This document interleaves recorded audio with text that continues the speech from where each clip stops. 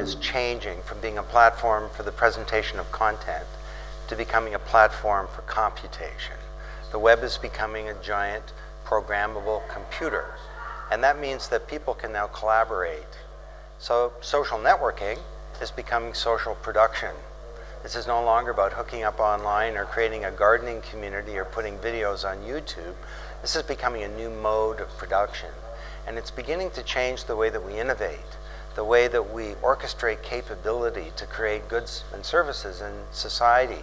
And I think it's changing the deep structure and architecture of the corporation. And this is leading to profound changes to every institution in society. In the past, individuals worked for companies, and that was their relationship to the economy. They also purchased goods and services that were sold to them. Now there's a power shift that's underway, a new age of participation where people can participate. They can not only read an encyclopedia, they can write it.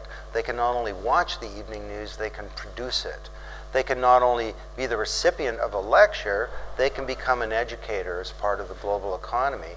And they can not only be the passive recipient of government services, they can get engaged and shape the directions of governments. This is a time of profound change and of a shift in power away from traditional hierarchical institutions towards people.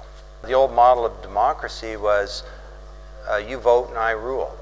I'm a politician, listen to this 30-second negative sound clip, then go vote for me, and then I'm going to broadcast to you for 4 years, and then we get to do it all over again. And what the Obama campaign showed is that you can use the web as a platform to enable people to self-organize, to create a social movement, and not just to get you elected, but to change the way that you govern. So democracy is in the early days of a very profound change. Citizens have been inert, and now they're becoming engaged. And this holds great potential, I think, for the future of our societies.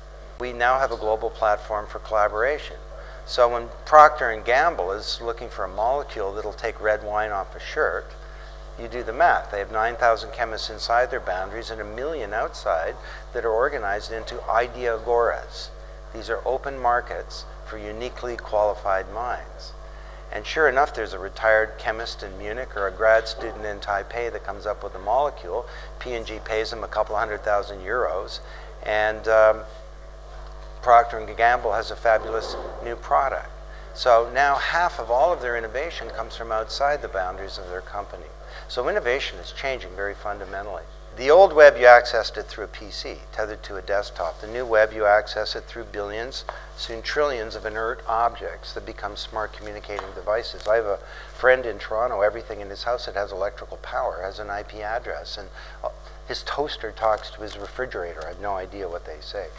He was bragging that his fence talks to his sprinkler. And I said, well, why would you care? He says, well, if a burglar comes over the fence, the sprinkler is my first line of defense. So the new web is broadband. The new web is geospatial, so the location of devices are known. So the physical and digital world can now intersect. The new web is true multimedia, and it's enriched with services. And it links up with traditional IT. In the old days, the internet was separate from real IT in companies. Now, every company needs to move its IT onto this global computational platform called the internet.